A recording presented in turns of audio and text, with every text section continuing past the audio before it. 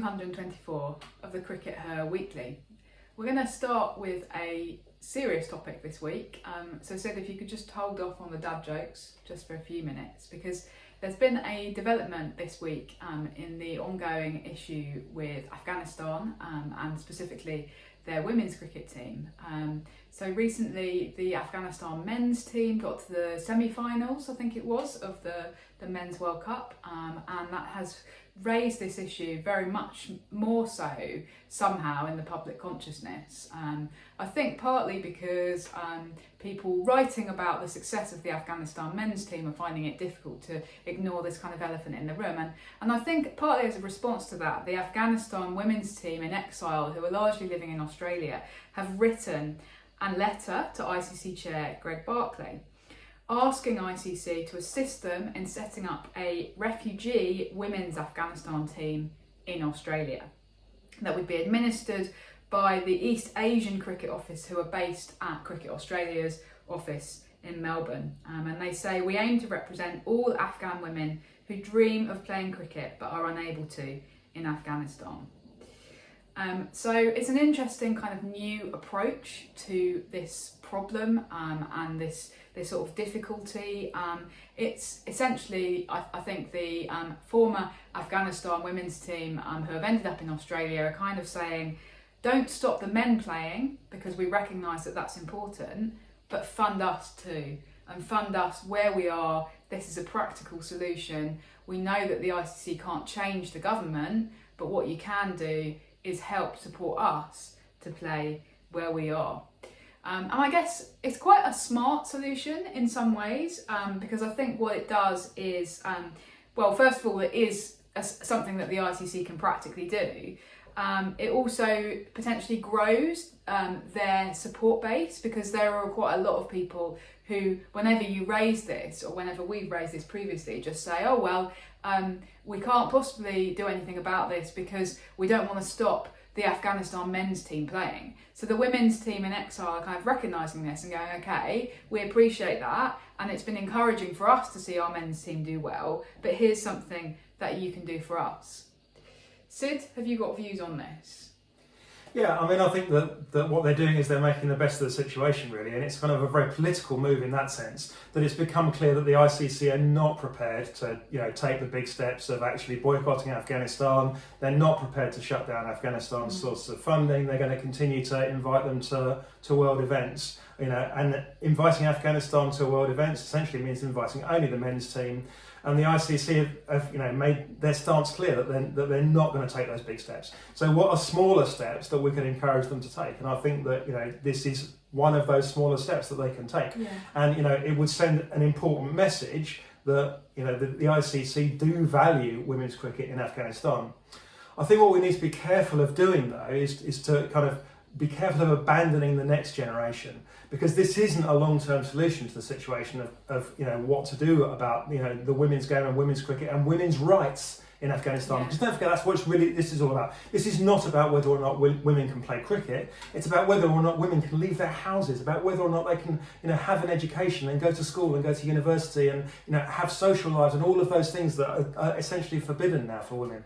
And so, we mustn't abandon the next generation, because, of course, this thing on a very, very practical level, that this solution works now, but what happens in 10 years' time? Because the Taliban governing Afghanistan are not going anywhere. The Taliban are likely, I reckon, to be governing Afghanistan still in 50 years' time. That's just unfortunate, but that's the practical, situation.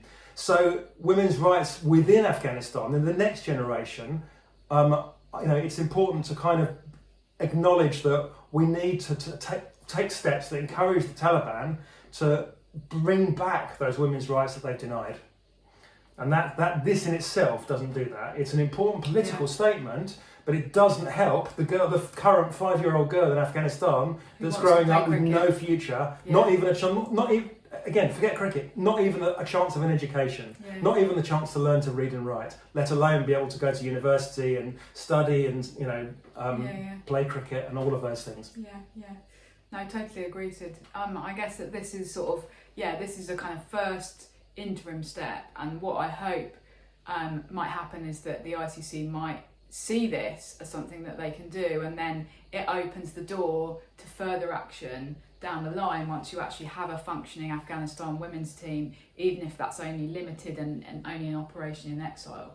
And how kind of wonderful and brave of these women to actually approach the ICC in this way. Unfortunately, the update that we've had, which has only come via Isabel Westbury on Twitter, has not been wholly positive about this. And the reason it's come via Twitter, kind of indirectly, is because Greg Barclay, the ICC chair, was speaking at the MCC's World Cricket Connects event, which was a conference basically for cricket bigwigs and MCC members to gather together for a day at Lord's. And Greg Barclay was speaking, and he was asked about this specific issue. There's a possibility of kind of limited movement. He did repeat his previous statements, infuriating statements about, well, the reason that Afghanistan women can't play cricket is all about the position of the government, not the board. We don't interfere in government affairs, and it's for the Afghanistan Cricket Board to decide where to allocate funds. He did say that were Cricket Australia to bring a proposal to ICC, that would be something that he and the ICC could think about kind of reviewing. To me, that suggests that he wants Cricket Australia to fund this, and that they're not prepared to allocate any ICC money towards this. Now we have to stress that this is all coming second hand, because unfortunately this issue was discussed behind closed doors at a conference that wasn't open to the public, and where we were not in attendance. But it doesn't sound massively hopeful, to be honest. Essentially, the response from ICC just seems to be more spineless misogyny from a group of men who only care about money and power. So yeah, it's not a particularly hopeful start to our podcast this week, I'm afraid. Please ça change. Anyway, I was going to say, shall we talk about something more cheerful, England v New Zealand? But I suppose if you're a New Zealand supporter, it's probably not quite such a cheerful topic of conversation. Since we recorded the last episode, England have won the ODI series 3-0. They beat New Zealand at Worcester by 8 wickets. They beat New Zealand at Bristol by 5 wickets. And then at Southampton on Saturday, they won the first T20 pretty comprehensively by 59 runs. Lots happened there, Sid, but New Zealand not massively competitive in any of those games. Is that fair? Yeah, it definitely is fair. I think that they have got a bit better as the tour has gone on, okay, but that doesn't mean that they've suddenly got good. It means that they've gone from absolutely awful to sort of a bit mediocre. And they do seem to have this almost this English disease of this fragile batting lineup. We had another catastrophic collapse yesterday. Yeah. Was it five wickets for very, very few runs? 5-4, I think it was. Yeah, and 3 wickets in an over to Sarah Glenn. 2 of them were very decent balls from Sarah Glenn, but Sophie Devine then decided to rush a blood to the head moment, have a whack, and got caught. She wasn't even whacking it to one of the longer boundaries. Weird ground the Aegeus Bowl. We've got huge boundaries square of the wicket and very short boundaries straight and behind the wicket. It continues to be a very tough tour for New Zealand. They didn't bowl well yesterday. They didn't bowl to their fields. So England were able to pick off balls that were bowled outside, that weren't to the field, and they were able to therefore make a whole hatful of runs. And one of the biggest performances that we've seen from England on home soil. Slightly disappointed they didn't get to the 200 mark, just because it's always fun psychologically to get to that mark. Bit odd, they sent in Heather Knight right at the end, who seems to be struggling for form a little bit. She couldn't find the boundary. That's frustrating. There was the option to send in Alice Capsey. Well,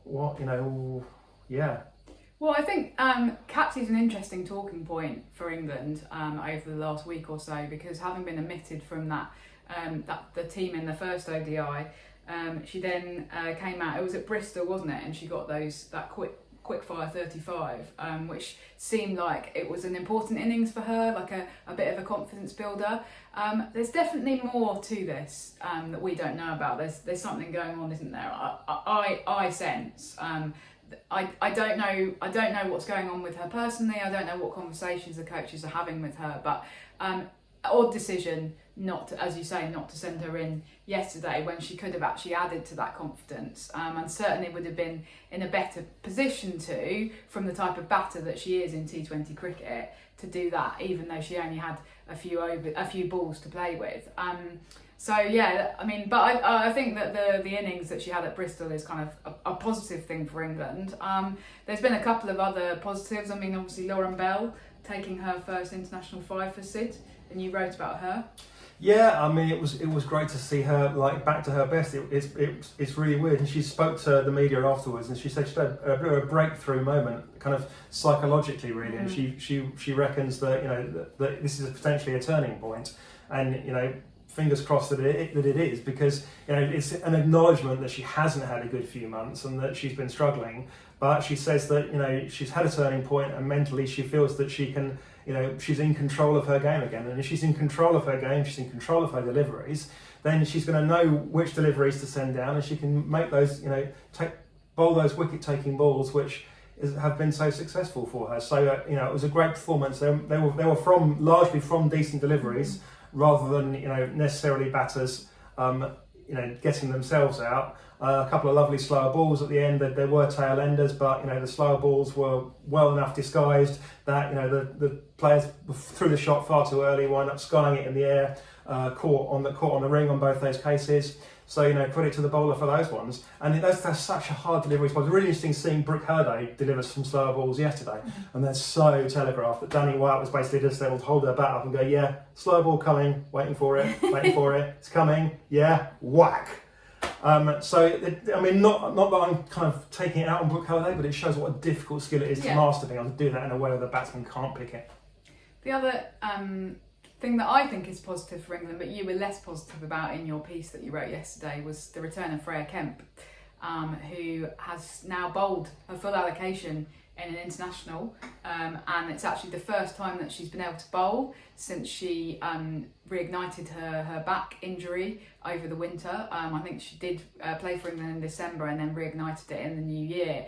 And England are obviously pinning quite a lot of hopes on her for this T20 World Cup in Bangladesh, because she can fulfil that all-rounder role, right? She can do that kind of bish bash bosh, carded to come in at 7, but can be brought up the order as she was yesterday to bat at 4, and reliably hit quick runs in a short period of time if necessary. But she can also then be an extra seamer, which is potentially quite important with Nat Sciver-Brunt, Nat Sciver-Brunt's ongoing kind of knee problems. So I think for me, her return was positive, but certainly that final over that she bowled did contain a number of, can you call them looseners if it's being bowled at the death? I don't know, see. Yeah, I mean, I think that we're not a million miles away from each other, really, but what I'm saying is that, okay, it's great that she's bowled another international over. She did bowl a handful of overs for Vipers the other day as well, but she is not, an international opening bowler in the condition she is at the moment. Yeah. She might get back there, but at the moment you're bowling her, especially as an opening bowler, you're bowling her on pure potential. She is not, she's so far behind, a Lauren Bell or a Lauren Filer at this point that, it's just like almost England are basically giving away free runs there. And she was workmanlike the first couple of overs when she was opening. She was poor at the death. And a Beth Mooney or an Alyssa Healy or almost any of those big Australian players would have taken her to pieces, I think. And so I just think we need to kind of hold back and go, yeah, it's positive that she's played, it's positive that she's bowled some overs, but that's not a role that in the current state of her fitness she should really be playing for England.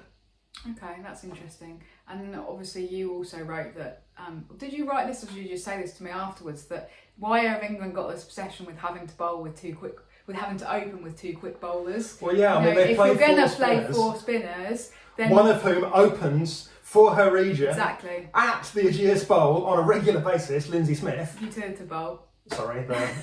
Hello, this podcast is brought to you by incorrect sponsors alert. I agree with you. I didn't understand why they didn't give Lindsay Smith the chance to open. She did bowl in the power play.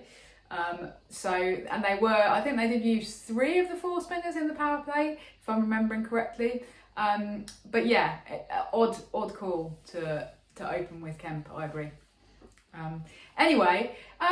Sid, I'm going to ask you something that may generate some controversy. And this relates to what happened at Worcester a week ago from when we're recording this. So Maya Boucher got to her 100 because Nat Silver-Brunt had blocked out essentially an entire over of deliveries. Was that the right thing for England to do?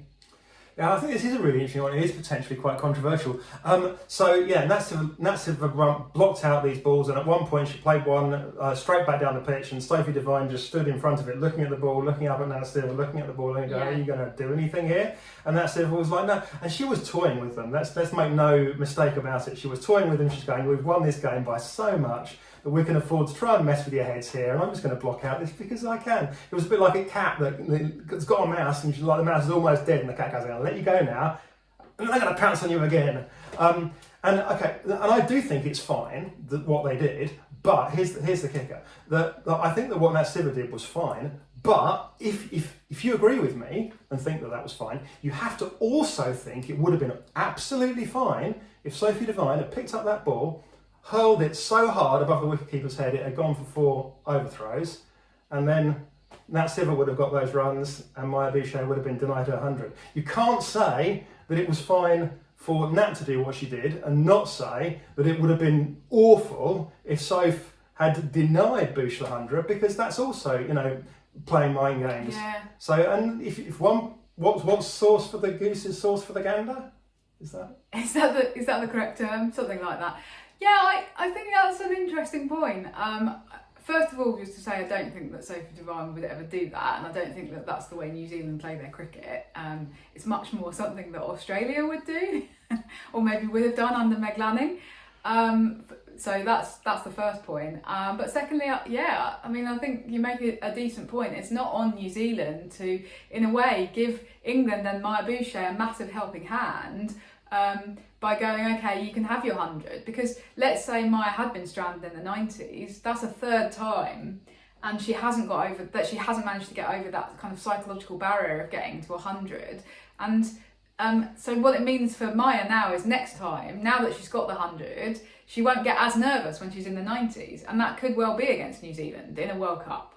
You don't know. So yeah, it's not on New Zealand to help her out. I do think had Sophie Devine done that would have generated almost as much of a hoo-ha as the Mancat did at Lords in 2022. Oh yeah, probably. But I think that, I still think that Sophie would have been absolutely within her rights to have done that. Okay. And I still think, there's a good chance that I don't think Meg Lanning would have quite done that, but Meg Lanning would have just quietly gone to the bowler, just chuck it down the leg side, mate, and make sure it goes for Alyssa.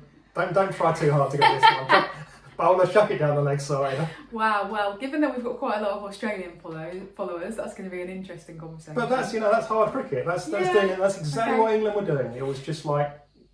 Anyway, in terms of these kind of matches being, so far, very uncompetitive, I do think that there's an interesting conversation to be had around this and whether this is a kind of healthy situation for the game to have got itself into. And it is something that we do talk about every now and again, because it does feel sometimes like England's main kind of competitive games are against either India or Australia.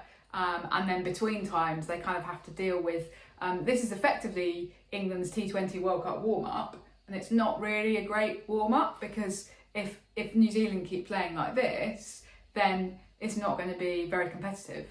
Yeah, I mean, people have been talking about how the fact that England have won 6 ODI series in a row, and that's great. But if you look at one of those series has been competitive, the one against the Australia in the Ashes, but the rest of them have been, the West Indies, Sri Lanka, and New Zealand a couple of times, and something else.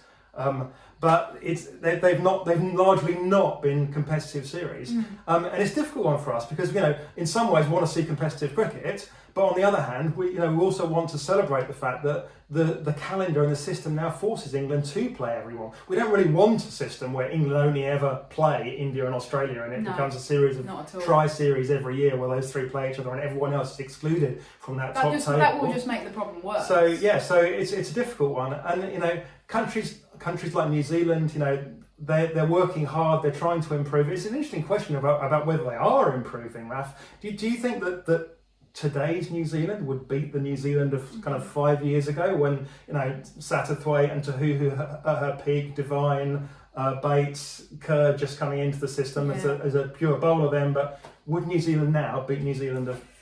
Well, yeah, I mean, I was thinking about this because you just said 5 years. If you go back 6 years to 2018, when England played that tri-series against South Africa and New Zealand, and that was the truly great New Zealand side. That was the year after I predicted that they were going to win the 2017 World Cup. They didn't actually get to the semi-finals in the end, but they were a team that you thought could win a World Cup, and you can't say that about the current New Zealand team, unfortunately. That tri-series, they put on a record total at Taunton against South Africa. England then did the same. Record didn't last very long. Yeah, it didn't last very long because England then did the same thing at Taunton against South Africa a couple of hours later. But that was, as I say, that was the kind of truly great New Zealand side, and I'm not confident at thinking that this current New Zealand would beat that iteration of New Zealand, and that's actually quite worrying because it suggests that there's just not been any level of development over 5 years or 6 years. And really, usually in women's cricket, we would say, like, for example, the current England team would absolutely smash England from 2018 or 2017. Similarly, Australia, similarly, India. I do think that what's happened is it's been a little bit... I wanted to say cyclical then, but what worries me is that we've now got to a tipping point. So a few years ago, there was more investment starting to happen in women's cricket, but you did have a situation where teams like Sri Lanka and West Indies were winning and were beating your big three, or your big four as it was then, because it included New Zealand. For example, Indies won a World Cup. West Indies won a World Cup, exactly. And now it feels like the big three, England, Australia and India, have just leapt ahead because over the last, well, it's only been a couple of years for India, but maybe 5 or 6 for the others, there's been so much money put into the women's stuff by the cricket boards. And we're now at a point in other countries like New Zealand where the only way to put more money into women's cricket is to take it away from men's cricket. The big three haven't had to do that because they generate so much revenue that they've somehow found a way not to have to do that. But any other country is going to have to do something very radical. And I just don't know whether they're going to be able to do that, or whether there will be the political will to do that. And so it's very difficult to see how those countries do become competitive again, in the sense of actually kind of catching up with where England, Australia and India have got to and will keep expanding into, I think. Yeah, I mean, we were talking to someone from New Zealand last weekend, and she was saying, that everything always comes down to money. There's so much they would like to do, and they know where the issues are, but there just isn't the money to do anything about it. So, yeah, it's a tough place to be in for New Zealand at the moment. Absolutely. Shall we do a quick update, Sid, on Project Darwin, just to wrap up this week's podcast, because Hollie Armitage has signed for Durham. She opted not to stay at Yorkshire. Yeah. I'm sure that Yorkshire had, were sitting there with a trying to shove a contract in front of her face, going, sign this. Yeah. I wouldn't be surprised if Jane Powell was, can I have your autograph? I just want your autograph. Just sign this piece of paper that I'm folding down here. That's kind of malpractice would never occur. Of course not, no. But they would have been desperate to sign her. Oh yeah, of course they would. Durham have got that. How much do you think that's down to Danny Hazel? Yeah, I do think a lot of it will be down to Danny Hazel. I think that we talked about the signing of Danny Hazel as coach in a recent episode, and so it's huge, and this particular signing is really big for them because I can't quite work out whether it counts as being the first player to move or to sort of switch, but it definitely feels like a switch, even if formally speaking it's not a switch because the Diamonds counts as Durham. But you know, Hollie Armitage has played all of her age group cricket for Yorkshire, all of her club cricket in Yorkshire. She then played for Yorkshire Diamonds in the KSL, and now has played for the latest iteration of the Diamonds for the last 4 or 5 years, and now she's moving to Durham. And I think it's big because she's a great player, isn't she? A great domestic player. Yeah, she's a really important domestic player because she's one of those ones that realistically is not going to get called up by England. So she's someone important to have as, you know, on your roster for the next 3 or 4 years. Yeah, definitely. So big signing. And I think that I'm less worried now about Durham because I think with those two, I think with Hollie Armitage as captain and Danny Hazel as your coach, that is a really big building block or 2 really big building blocks of success. Because so many other players look at that and go, well, if Hollie Armitage is going, you know, then maybe I should go because something must be going right. You know? Exactly. So I think that it's a masterstroke by Danny Hazel to get Hollie Armitage up there, get her to sign on the dotted line, and I assume that. I can't remember whether it said this in the press release, that how many years her contract was. I think it said that she signed a multi-year deal. There you go. So they've nailed her down now for the medium term, and that's really important for Durham and really important for the domestic system as a whole, I think, because we want as many teams to be competitive as possible. Anyway, great news, and we will wrap up there.